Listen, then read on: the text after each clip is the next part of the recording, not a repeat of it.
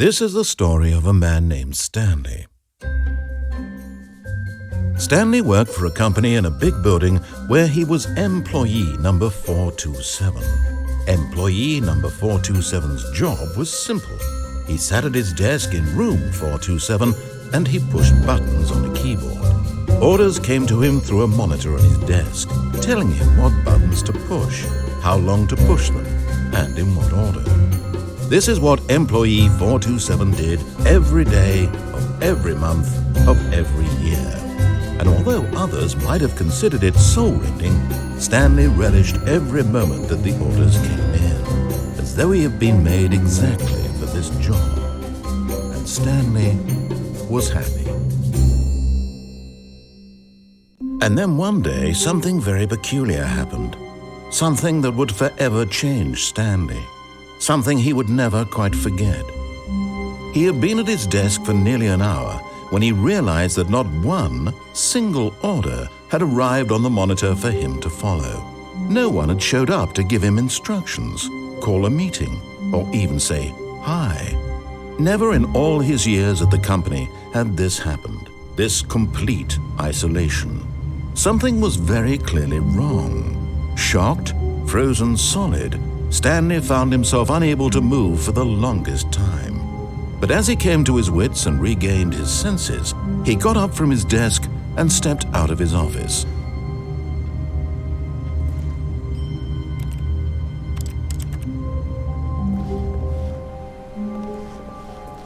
All of his co-workers were gone. What could it mean? Stanley decided to go to the meeting room. Perhaps he had simply missed a memo. No matter how hard Stanley looked, he couldn't find a trace of his co-workers.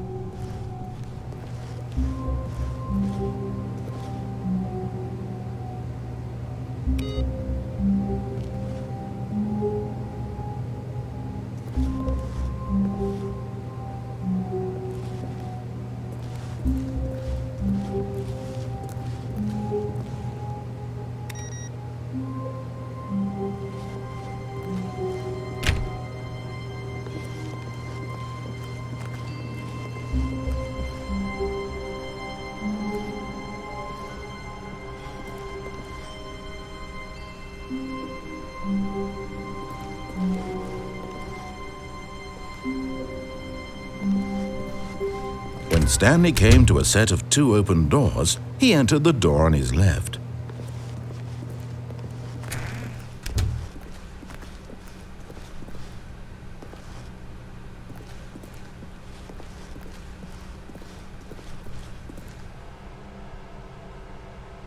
Yet there was not a single person here either. Feeling a wave of disbelief, Stanley decided to go up to his boss's office, hoping he might find an answer there.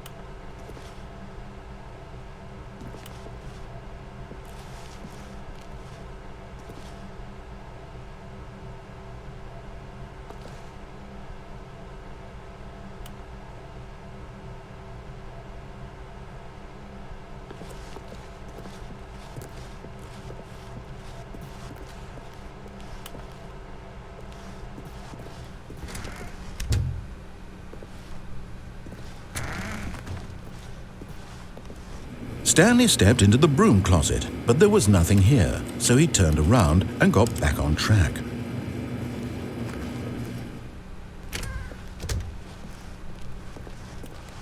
Coming to a staircase, Stanley walked upstairs to his boss's office.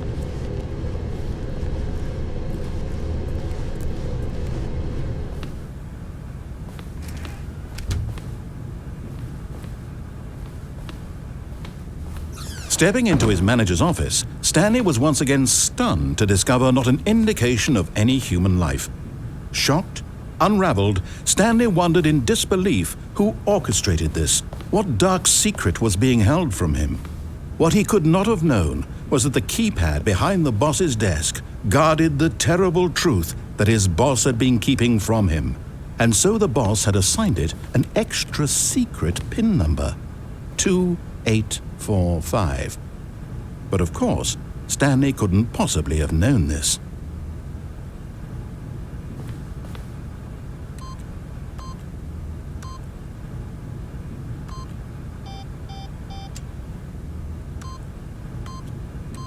Stanley just sat, yet incredibly, by simply pushing random buttons on the keypad, Stanley happened to input the correct code by sheer luck. Amazing. He stepped into the newly opened passageway.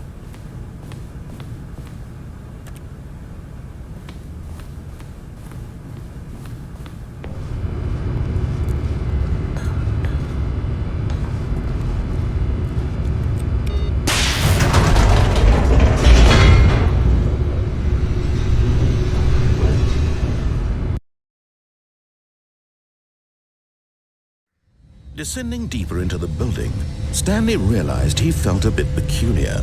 It was a stirring of emotion in his chest, as though he felt more free to think for himself, to question the nature of his job. Why did he feel this now, when for years it had never occurred to him? This question would not go unanswered for long.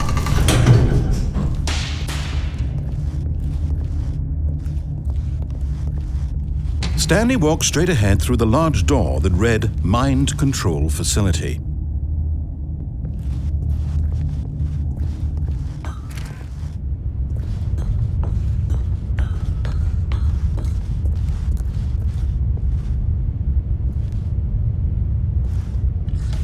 The lights rose on an enormous room packed with television screens.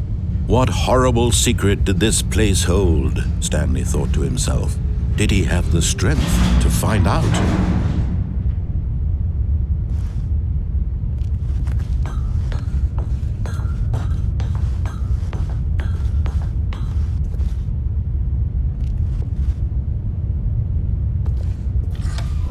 Now the monitors jumped to life, their true nature revealed. Each bore the number of an employee in the building, Stanley's co-workers.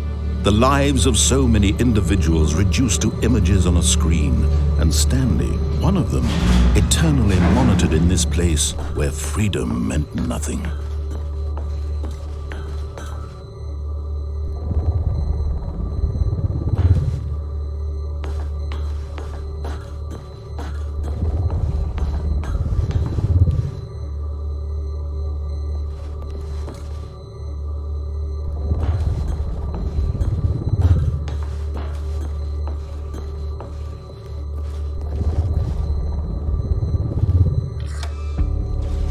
This mind control facility, it was too horrible to believe. It couldn't be true. Had Stanley really been under someone's control all this time? Was this the only reason he was happy with his boring job? That his emotions had been manipulated to accept it blindly?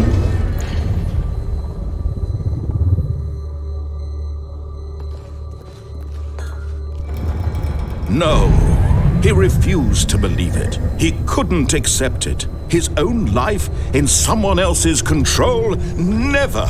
It was unthinkable, wasn't it? Was it even possible?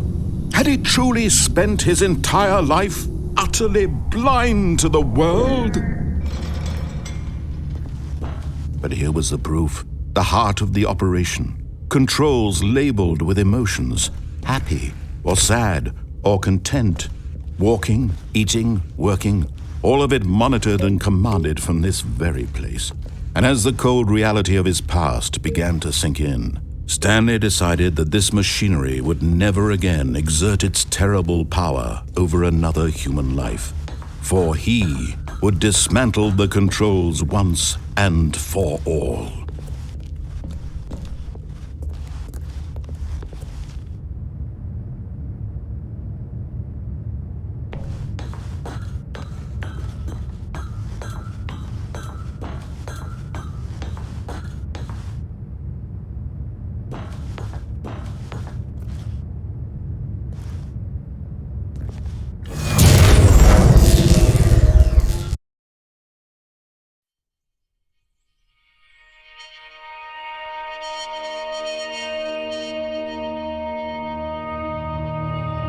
Blackness and a rising chill of uncertainty. Was it over? Yes! He had won! He had defeated the machine, unshackled himself from someone else's command. Freedom was mere moments away. And yet, even as the immense door slowly opened, Stanley reflected on how many puzzles still lay unsolved. Where had his co-workers gone? How had he been freed from the machine's grasp? What other mysteries did this strange building hold? But as sunlight streamed into the chamber, he realized none of this mattered to him, for it was not knowledge or even power that he had been seeking, but happiness. Perhaps his goal had not been to understand, but to let go. No longer would anyone tell him where to go, what to do, or how to feel. Whatever life he lives, it will be his. And that was all he needed to know. It was perhaps the only thing worth knowing. Stanley stepped through the open door.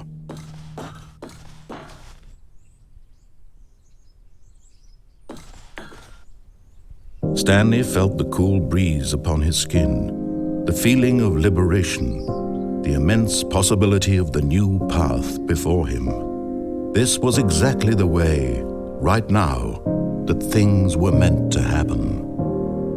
And Stanley was happy.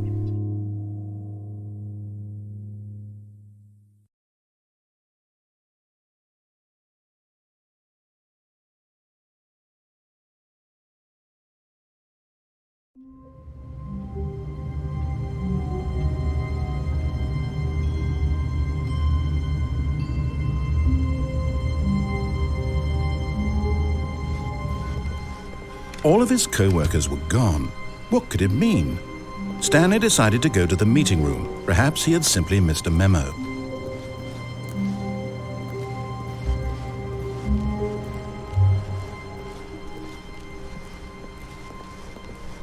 When Stanley came to a set of two open, this was not the correct way to the meeting room, and Stanley knew it perfectly well. Perhaps he wanted to stop by the employee lounge first, just to admire it. Yes, truly a room worth admiring. It had really been worth the detour after all, just to spend a few moments here in this immaculate, beautifully constructed room. Stanley simply stood here, drinking it all in.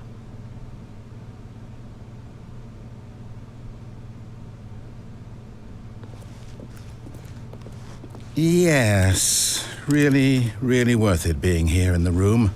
A room so utterly captivating that even though all your co-workers have mysteriously vanished, here you sit looking at these chairs and some paintings. Really worth it.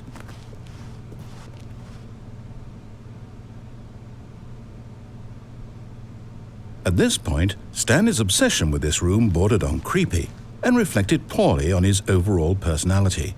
It's possible that this is why everyone left.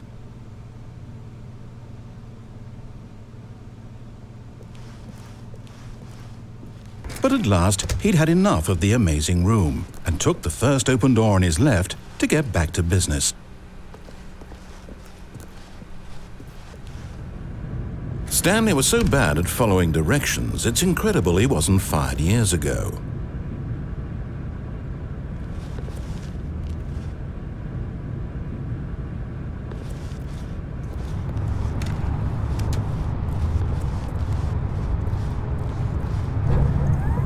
Look, Stanley, I think perhaps we've gotten off on the wrong foot here.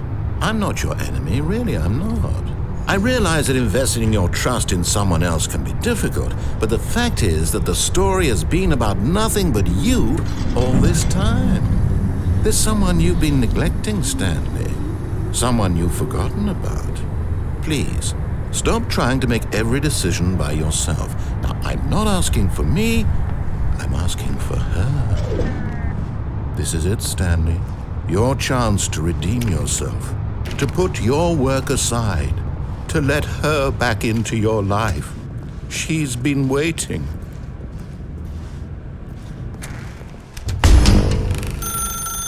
That's her, Stanley.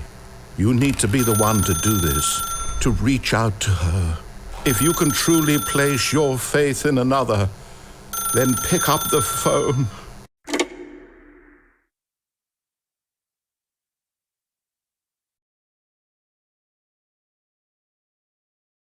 Oh, Stanley, is that you?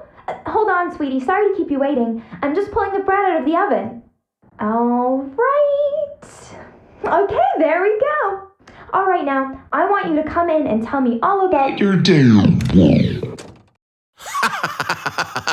Gotcha. Oh, come on. Did you actually think you had a loving wife who'd want to commit their life to you? I'm trying to make a point here, Stanley. I'm trying to get you to see something. Come inside. Let me show you what's really going on here.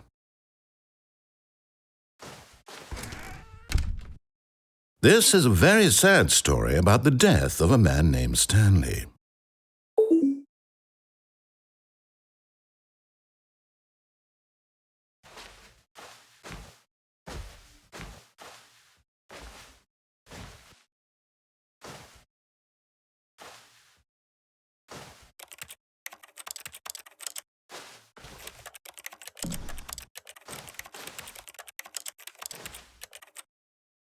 Stanley is quite a boring fellow. He has a job that demands nothing of him, and every button that he pushes is a reminder of the inconsequential nature of his existence. Look at him there, pushing buttons, doing exactly what he's told to do. Now he's pushing a button. Now he's eating lunch. Now he's going home. Now he's coming back to work. One might even feel sorry for him, except that he's chosen this life.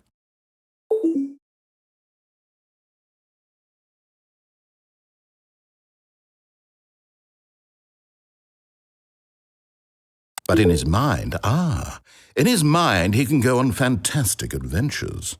From behind his desk, Stanley dreamed of wild expeditions into the unknown, fantastic discoveries of new lands. It was wonderful.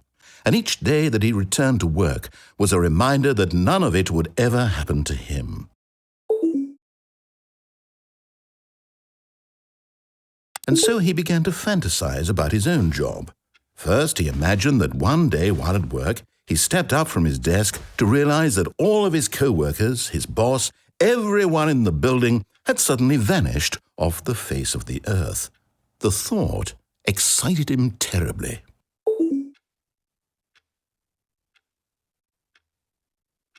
So he went further. He imagined that he came to two open doors and that he could go through either. At last, choice. It barely even mattered what lay behind each door. The mere thought that his decisions would mean something was almost too wonderful to behold.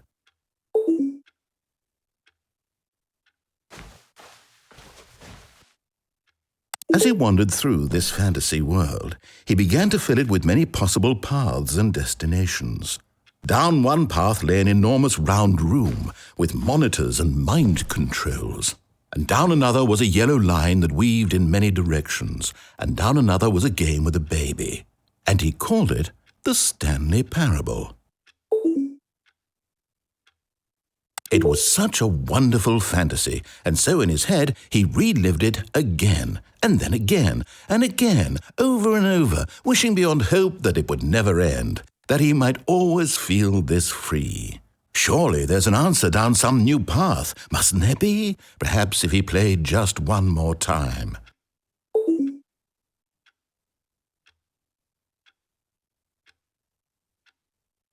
But there is no answer. How could there possibly be? In reality, all he's doing is pushing the same buttons he always has. Nothing has changed. The longer he spends here, the more invested he gets, the more he forgets which life is the real one. And I'm trying to tell him this, that in this world he can never be anything but an observer, that as long as he remains here, he's slowly killing himself. But he won't listen to me. He won't stop. Here, watch this. Stanley, the next time the screen asks you to push a button, do not do it. You see? Can he just not hear me? How can I tell him in a way that he'll understand that every second he remains here, he's electing to kill himself? How can I get him to see what I see? How can I make him look at himself? I suppose I can't, not in the way I want him to. But I don't make the rules. I simply play to my intended purpose, the same as Stanley. We're not so different, I suppose. I'll try once more to convey all this to him. I'm compelled to. I must. Perhaps, well, maybe this time he'll see. Maybe this time. And I tried again, and Stanley pushed a button. And I tried again, and Stanley pushed a button. And I tried.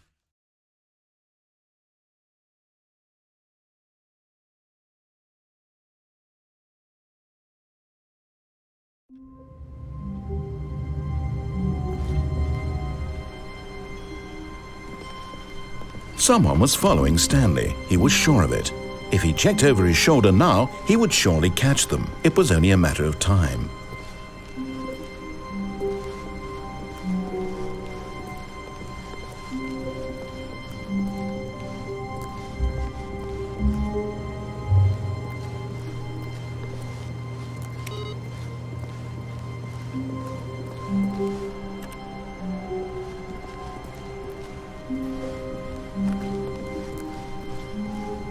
When Stanley came to a set of 2 open doors, he entered the door on his left.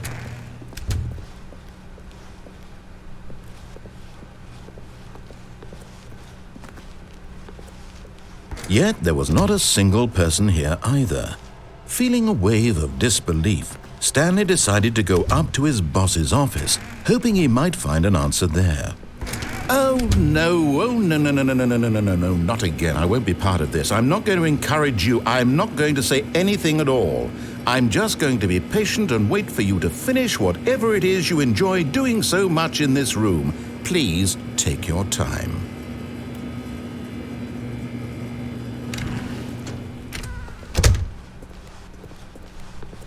Coming to a staircase, Stanley walked upstairs to his boss's office.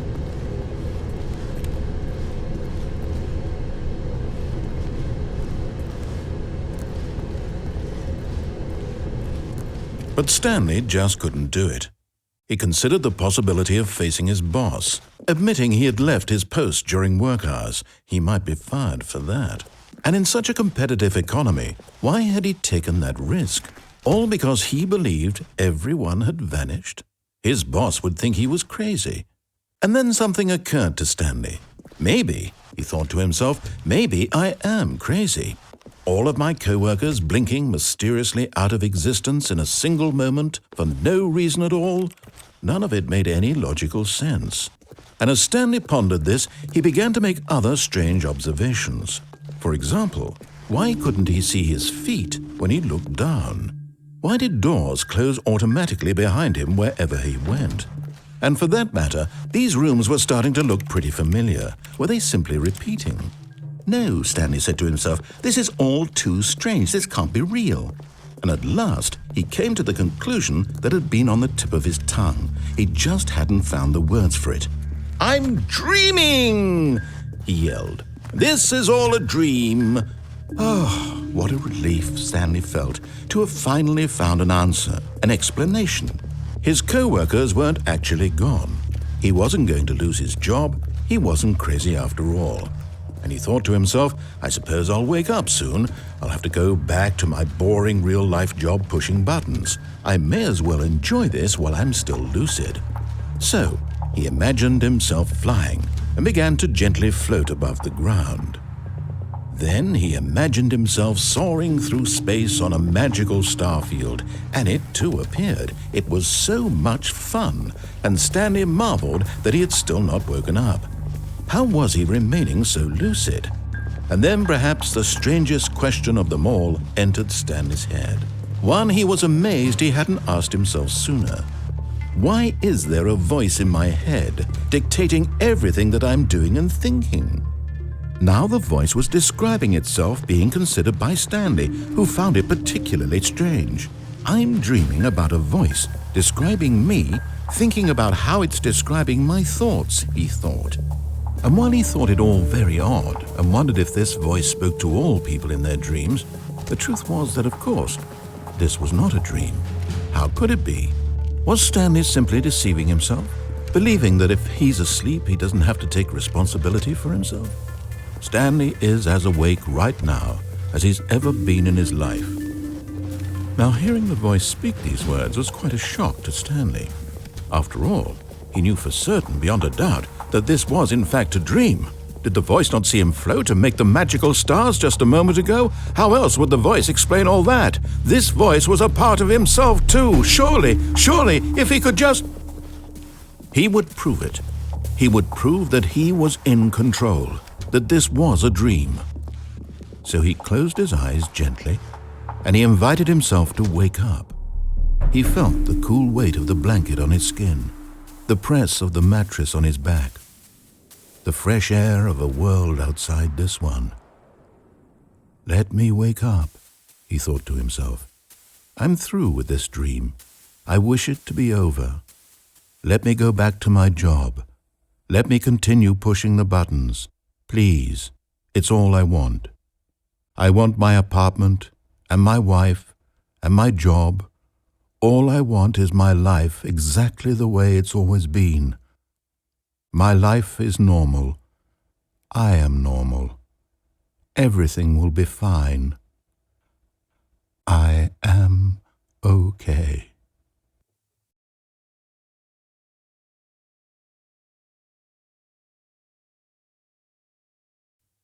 Stanley began screaming. Please, someone, wake me up. My name is Stanley. I have a boss. I have an office. I am real. Please, just someone tell me I am real. I must be real. I must be. Can anyone hear my voice? Who am I? Who am I? And everything went black.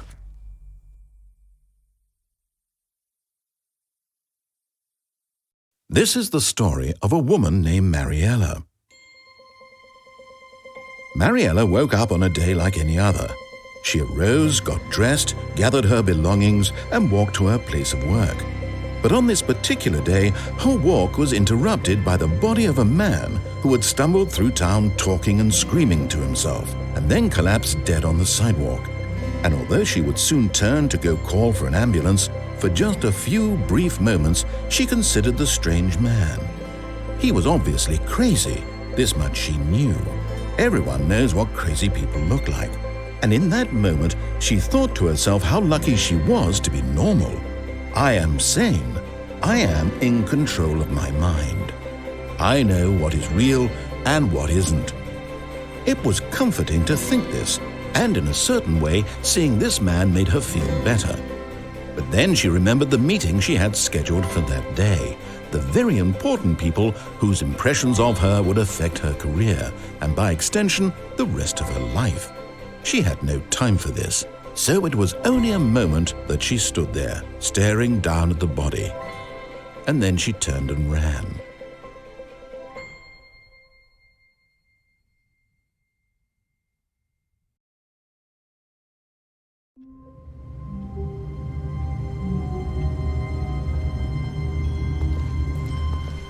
Already this was uncomfortable, and Stanley decided that as soon as he found a new space he felt safe in, that he would never leave it again in his life. When Stanley came to a set of 2 open doors, he entered the door on his left.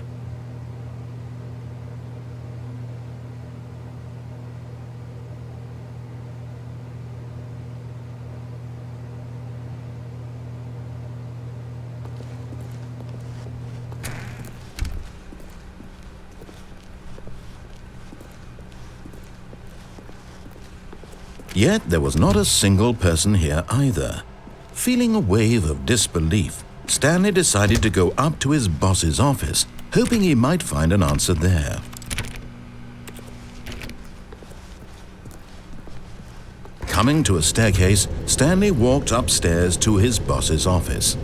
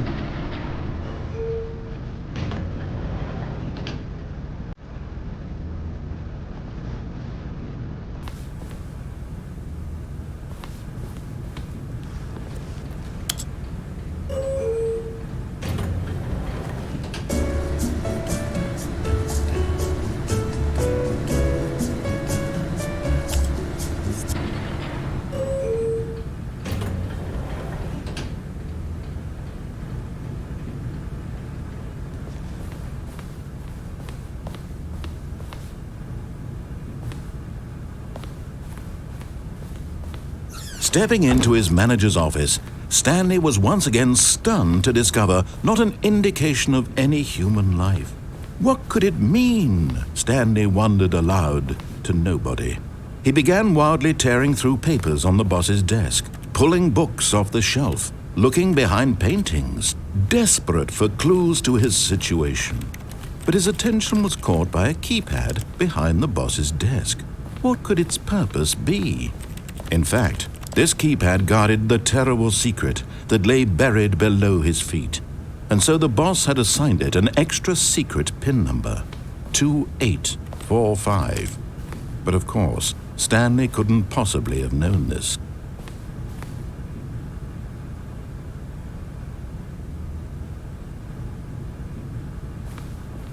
Stanley just sat around twiddling his thumbs. Trying to input anything on the device was useless, since he could never possibly know that the combination was 2845.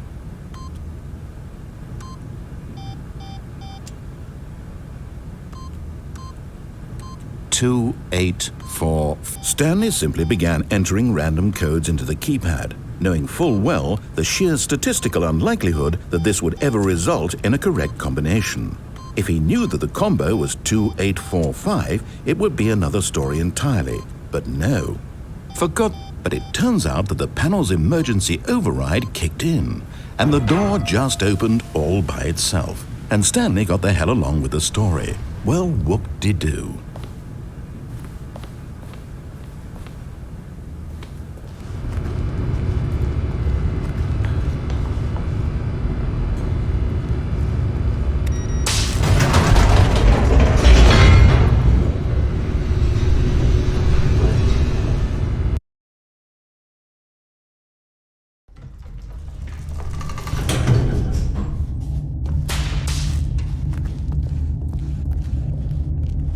Stanley walked straight ahead through the large door that read Mind Control Facility. Although this passageway had the word Escape written on it, the truth was that at the end of this hall, Stanley would meet his violent death.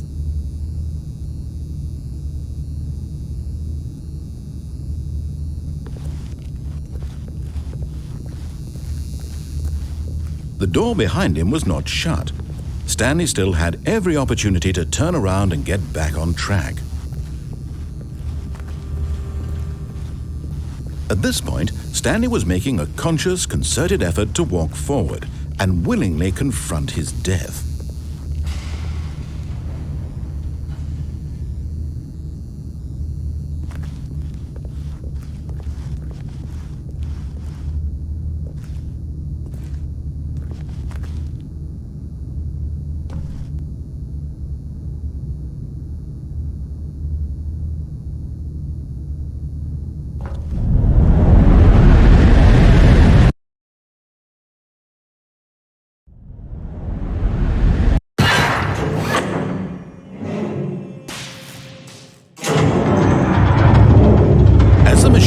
Into motion, and Stanley was inched closer and closer to his demise, he reflected that his life had been of no consequence whatsoever.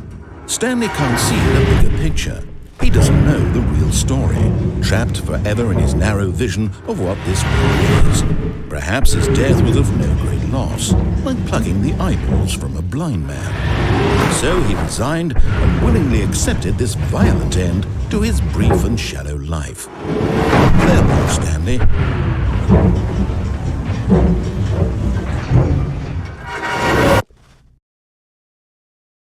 "Farewell, Stanley," cried the narrator, as Stanley was led helplessly into the enormous metal jaws.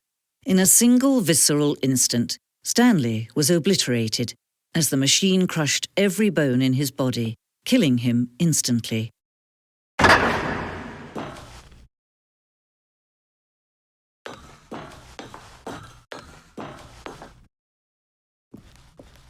And yet it would be just a few minutes before Stanley would restart the game, back in his office, as alive as ever. What exactly did the narrator think he was going to accomplish? When every path you can walk has been created for you long in advance, death becomes meaningless, making life the same. Do you see now? Do you see that Stanley was already dead from the moment he hit start?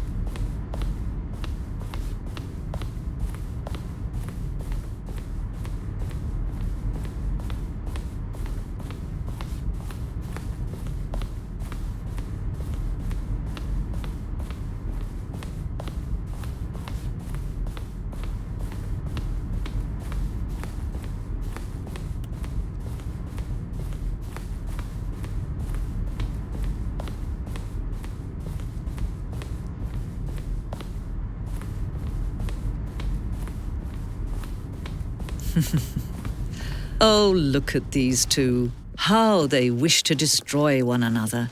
How they wish to control one another. How they both wish to be free.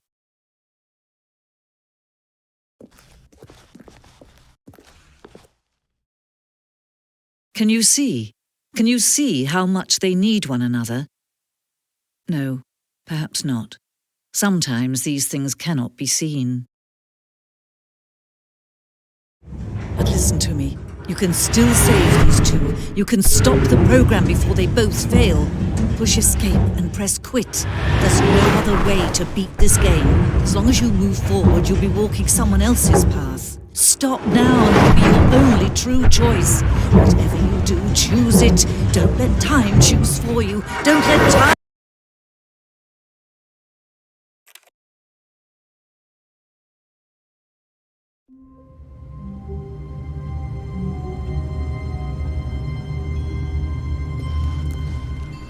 All of his co-workers were gone.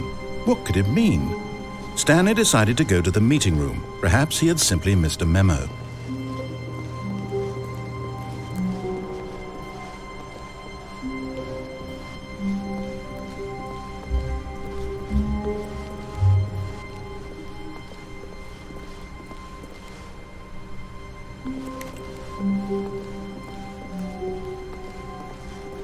When Stanley came to a set of 2 open doors, he entered the door on his left. This was not the correct way to the meeting room, and Stanley knew it perfectly well. Perhaps he wanted to stop by the employee lounge first, just to admire it. Wow, yes, this room. But eager to get back to business, Stanley took the first open door on his left.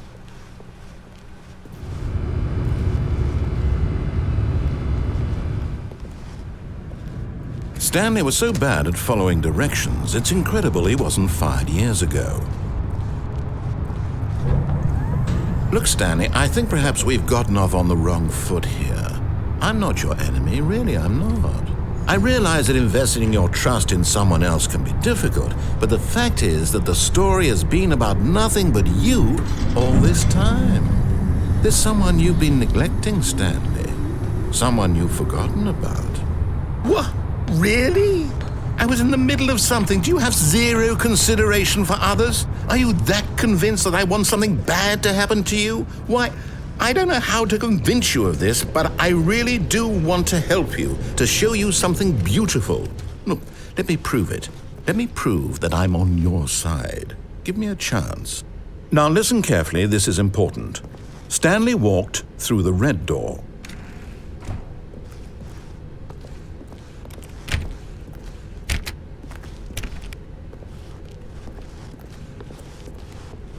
Aha, perhaps you misunderstood. Stanley walked through the red door. I still don't think we're communicating properly. Stanley walked through the red door. All right, fine, go ahead, Stanley. You want to know so badly what's out there? You want to find out what lies at the end of this road you've chosen? Well, don't let me stop you. You see, there's nothing here. I haven't even finished building this section of the map, because you were never supposed to be here in the first place. Broken rooms, exposed developer textures. Is this what you had wanted?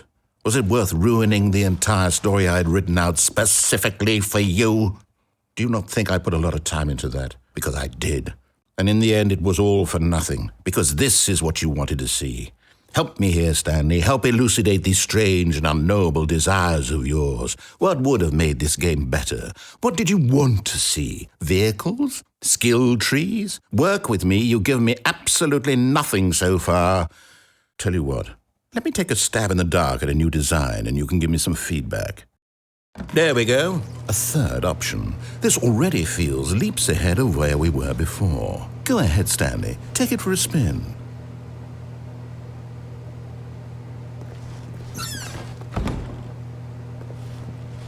Okay, I'm going to stop you there. Now, tell me about your experience with this new version. Would you say that the game benefited from allowing you more choices? Feel free to be honest. I'm looking for some real critical feedback here. Oh, of course, a 3. Really? Maybe next time we can get you to form an actual opinion, you know? Any level of critical thinking or engagement with your surroundings. Does that sound good? Think we can do that? Yes? Wonderful. Here, based on the data from your previous playthrough, I've compiled a new version. And to be perfectly candid, I think I've knocked it out of the park with this one. Let's take a look.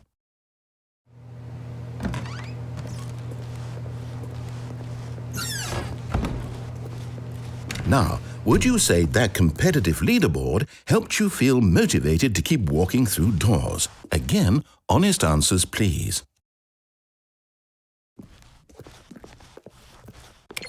Hey, I nearly forgot. I've got a prototype of a new game I've been working on, and now would be a lovely opportunity to give it some playtesting. You wouldn't mind taking a look at it, would you?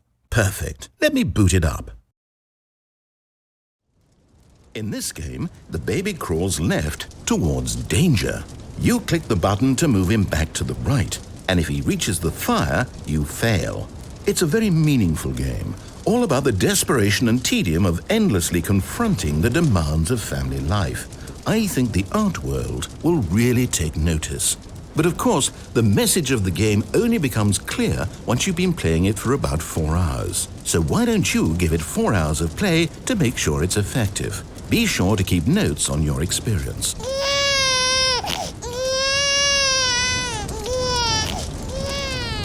You heartless bastard!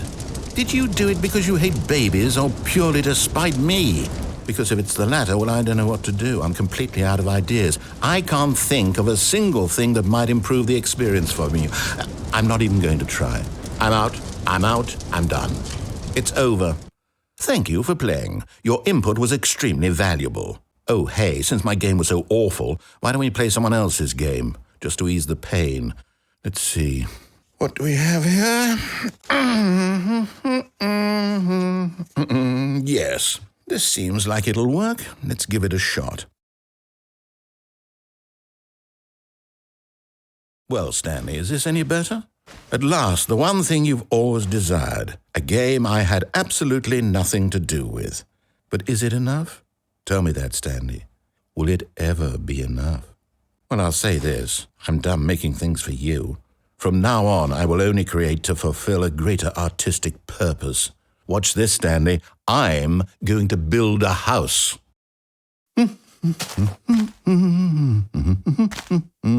This will go here, no, here, and then...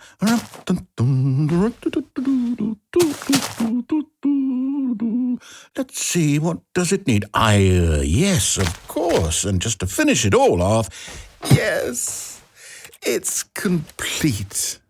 I made this, Stanley. Look at it. Gaze upon my work of art and feel ashamed at your own inadequacy. But you've only seen it from the outside. You've only gotten half the experience. Please, step inside and make yourself comfortable. Isn't it grand? Isn't it perfect? It could only be better if... Wait, that's it. We must rebuild it out of diamond.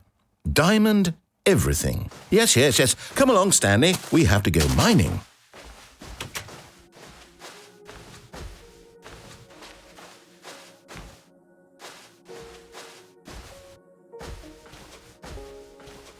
Oh my, it looks like it's going to get a bit dark. Have you brought a light?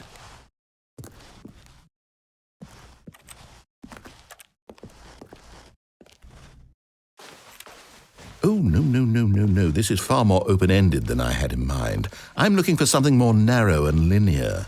Something that makes you feel utterly irrelevant. This won't do at all. 1 out of 5. Even the diamonds couldn't save this one. Okay, new game.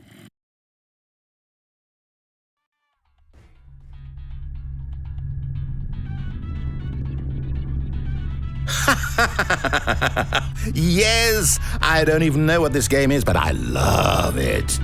You, trapped in a glass box with no way out, listening to me talk. Oh, it's inspired. I couldn't have done it any better myself. What is this game even supposed to be? I can't figure it out. Okay, now I'm curious. Let's go find out what the hell this is.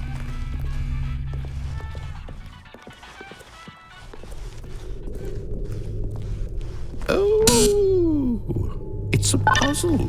Critical thinking, Stanley. Your forte. Genius. No, actually, you know what? I think that's plenty. I really don't care much to see you stumble through anymore.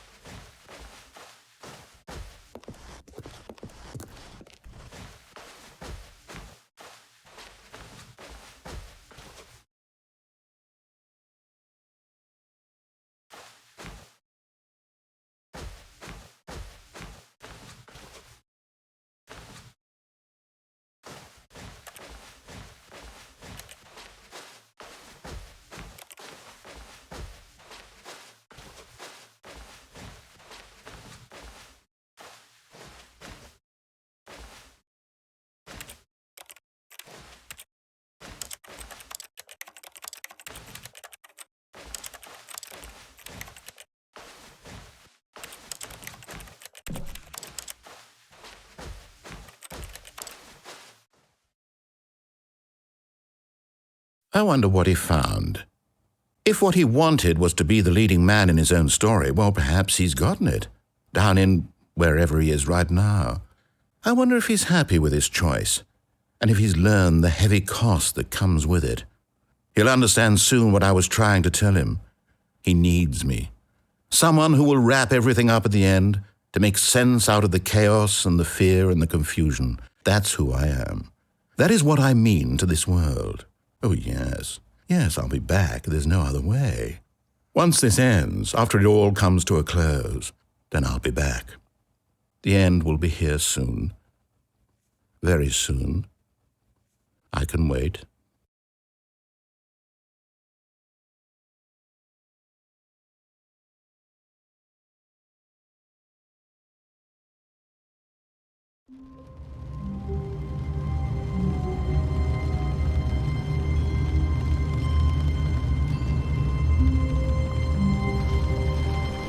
How long was I sitting there? Stanley wondered to himself. Minutes? Days? Centuries? Did something crucial happen while my senses were turned? He made a note to be more careful with time from now on.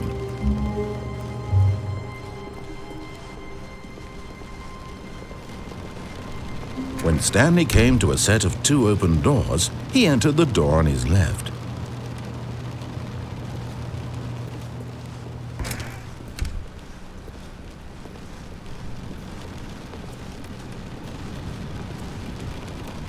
Yet there was not a single person here either. Feeling a wave of disbelief, Stanley decided to go up to his boss's office, hoping he might find it. Coming to a staircase, Stanley walked upstairs to his boss's office. But Stanley just couldn't do it. He considered the possibility of facing his boss. Admitting he had left his post during work hours, he might.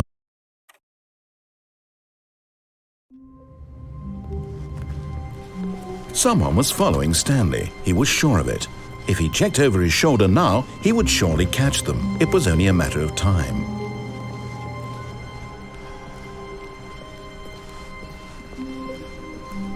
When Stanley came to a set of 2 open doors, he entered the door on his left.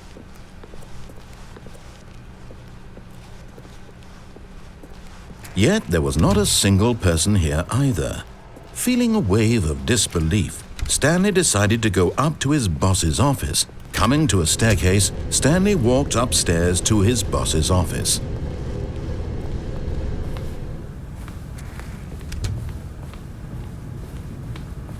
The moment he entered his manager's office, Stanley froze in his tracks. Not a living soul anywhere. Could he really be all alone? This was too much for Stanley to take, too much for any man to take. He fell to his knees, bursting into half moans, half sobs, the guttural retching of life from a man denied any hope, any reason to keep going.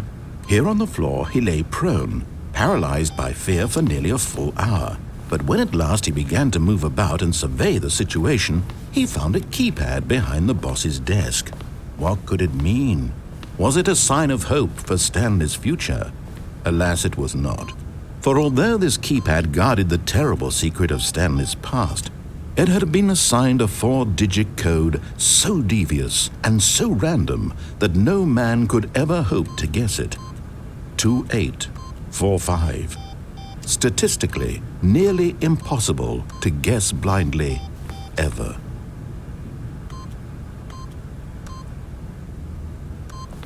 Yet incredibly, by simply pushing random buttons on the keypad, Stanley happened to input the correct code by sheer luck. Amazing. He stepped into the newly opened passageway.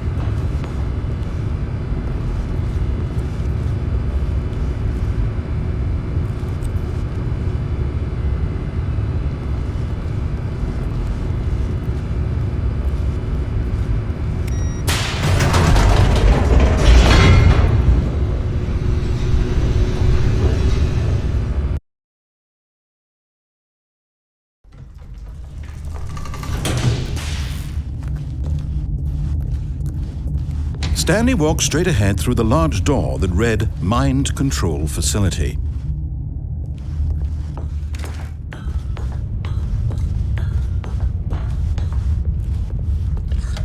The lights rose on an enormous room packed with television screens. What horrible secret did this place hold? Stanley thought to himself. Did he have the strength to find out?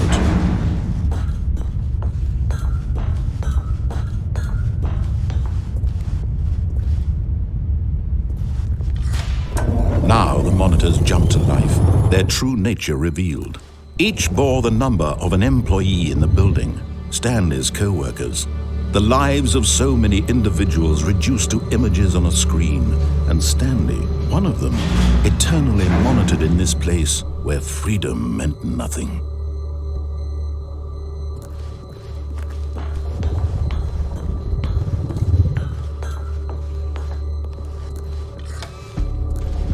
This mind control facility, it was too horrible to believe. It couldn't be true. Had Stanley really been under someone's control all this time? Was this the only reason he was happy with his boring job? That his emotions had been manipulated to accept it blindly?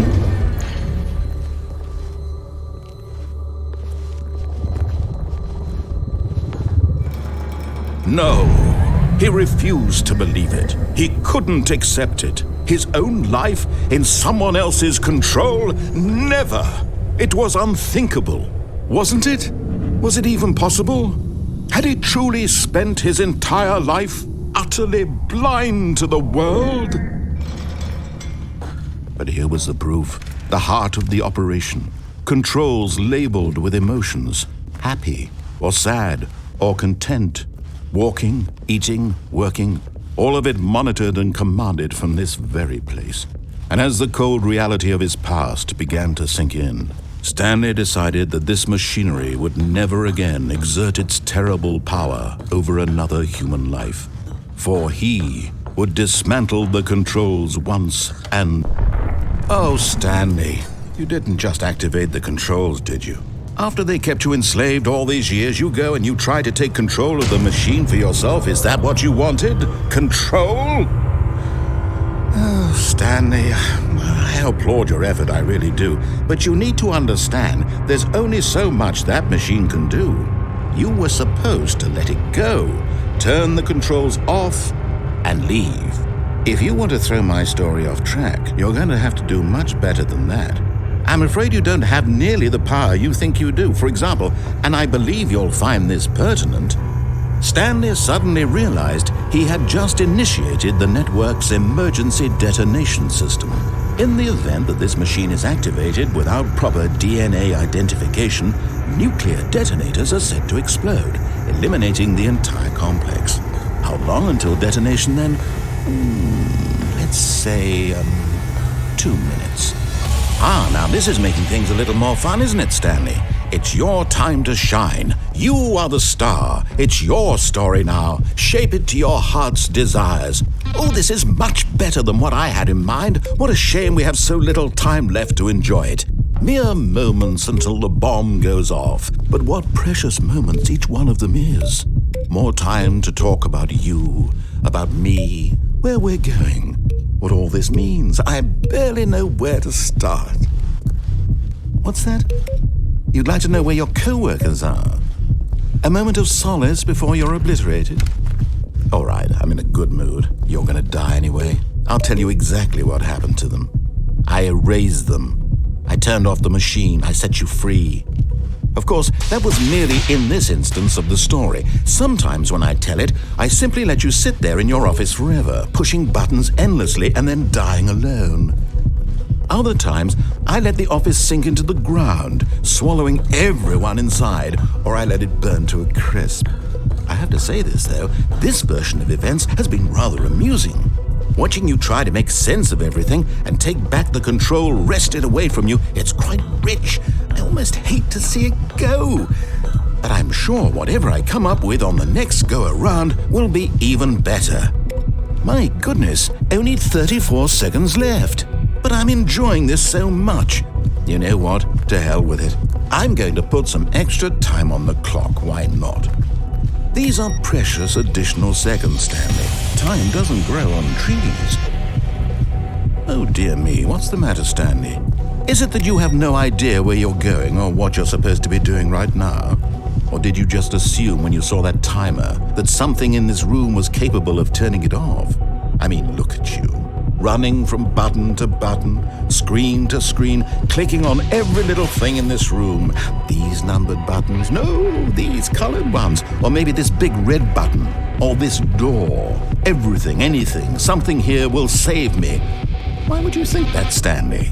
That this video game can be beaten? Won? Solved? Do you have any idea what your purpose in this place is?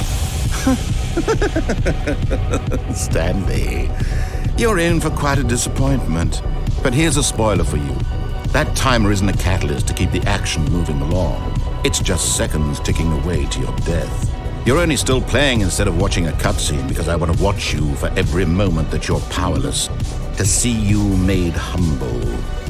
This is not a challenge. It's a tragedy. You wanted to control this world, that's fine. But I'm going to destroy it first, so you can't. Take a look at the clock, Stanley. That's 30 seconds you have left to struggle. 30 seconds until a big boom and then nothing. No ending here, just you being blown to pieces. Will you cling desperately to your frail life, or will you let it go peacefully? Another choice. Make it count. Or don't. It's all the same to me, all a part of the joke. And believe me, I will be laughing at every second of your inevitable life from the moment we fade in until the moment I say, happily ever up.